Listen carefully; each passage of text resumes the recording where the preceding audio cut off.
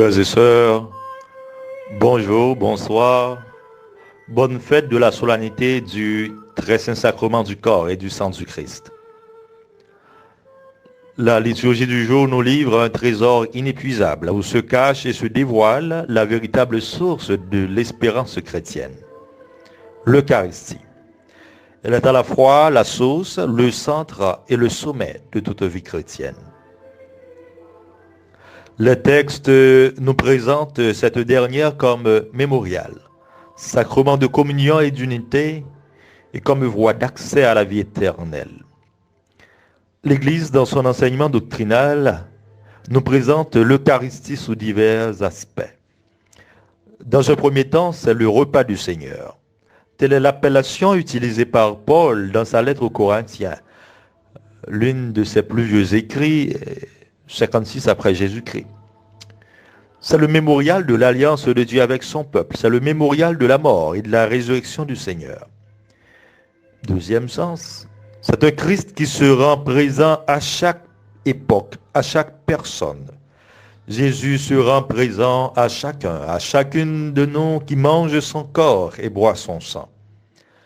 Les espèces à la messe deviennent vraiment corps et sang du Christ, permettant ainsi aux convives de participer à la vie divine. Jean, chapitre 6, les versets 19 et 20, puis 51. Troisième sens, c'est l'élan de joie d'un peuple tout entier. L'aspect du rassemblement dans l'Eucharistie est évoqué ici. L'Assemblée vient participer au mystère. C'est l'aspect communautaire, célébré ensemble. C'est l'expression de la volonté d'union à Dieu, exprimée clairement dans le Pater. Jean 17, 22, 23. Quatrième sens, l'Eucharistie est un avant-goût des noces éternelles. Un festin de viande de grâce et de vin capiteux. Bien que nous célébrons un repas mémorial, la faim bat son plein dans notre monde. Il faut nous rappeler aussi que l'homme ne vit pas seulement de pain.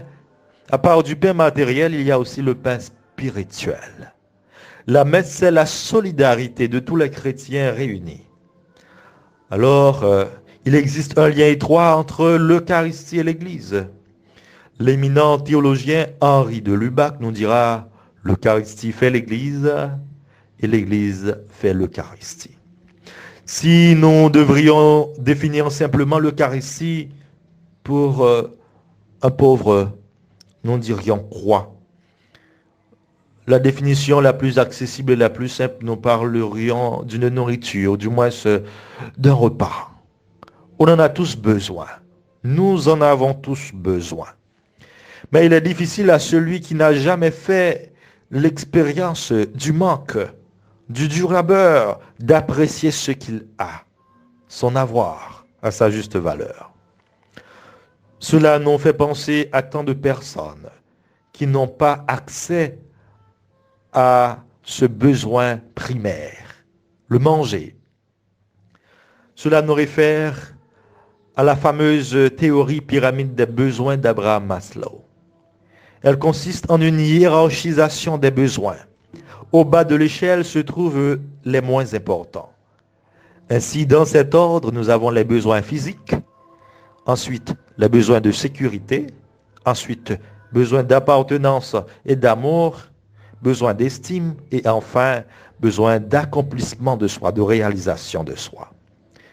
Dans le rappel historique de Moïse, dans la première lecture, il évoque la manne.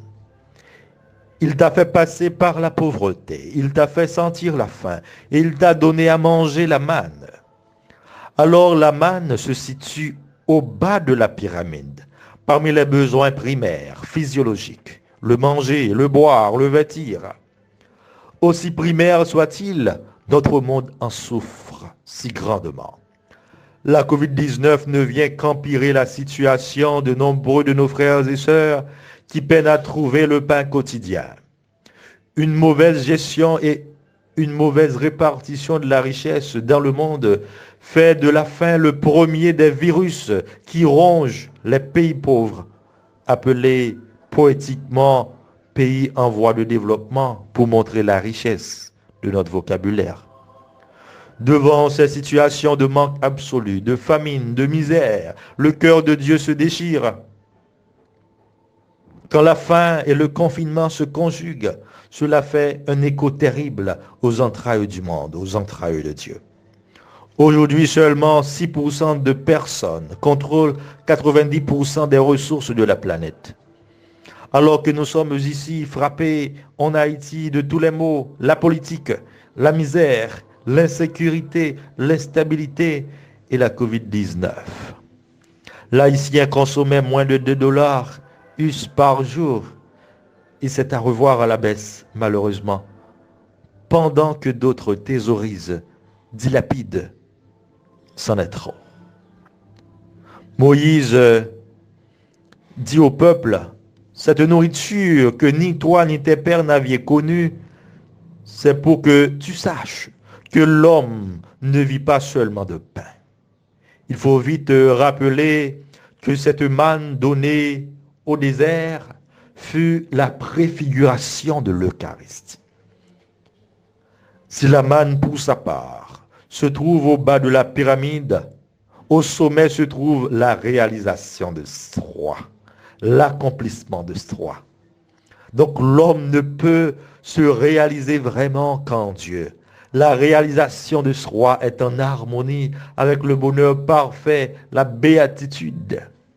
En ce sens, ce que Jésus est venu nous offrir, l'Eucharistie, son corps, son sang, gage de la vie éternelle, véritable nourriture et boisson donnant accès à la vie éternelle, se situe au sommet de la pyramide pour nous réaliser.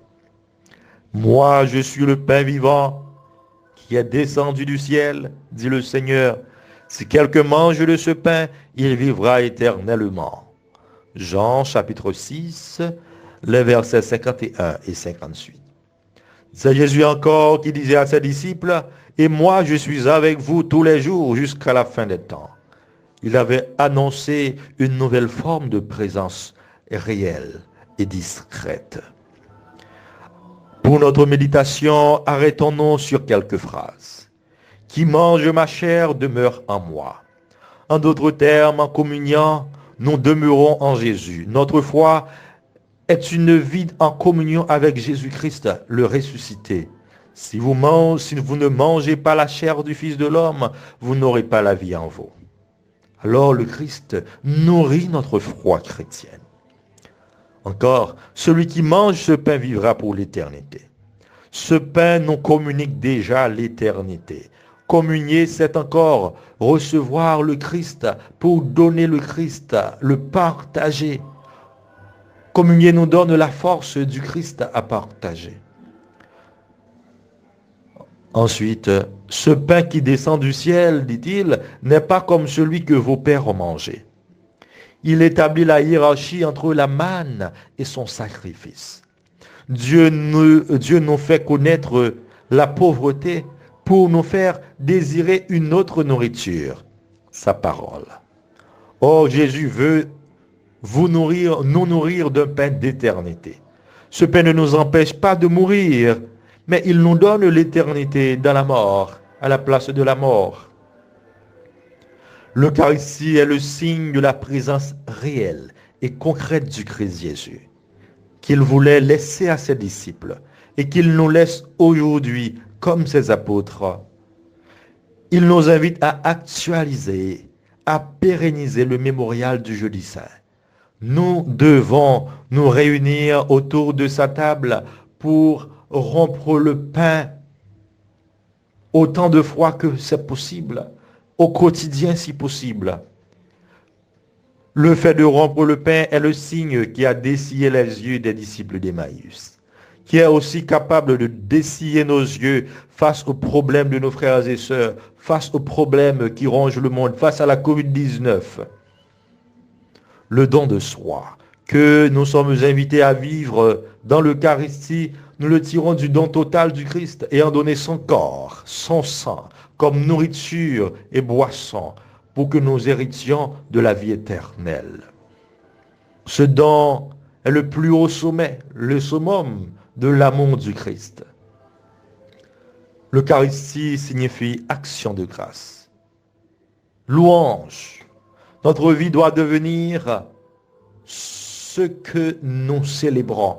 Louange à Dieu. Action de grâce.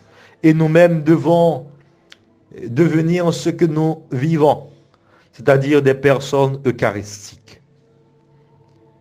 Pape François, dans cette situation de déconfinement pour certains pays, alors que nous sommes encore confinés dans bien d'autres, nous dit, on ne peut s'en remettre totalement de la Covid-19, on ne peut se remettre totalement de la Covid-19 si nous ne pensons pas aux pauvres. En cette fête, cette solennité de l'Eucharistie, du Saint-Sacrement du corps et du sang du Christ, que nous sachions vivre dans la charité fraternelle et que nos dons servent à renforcer l'unité et la dignité qui sont constamment restaurées dans l'Eucharistie. Qu'il en soit ainsi pour chacun de nous, aujourd'hui et pour les siècles des siècles.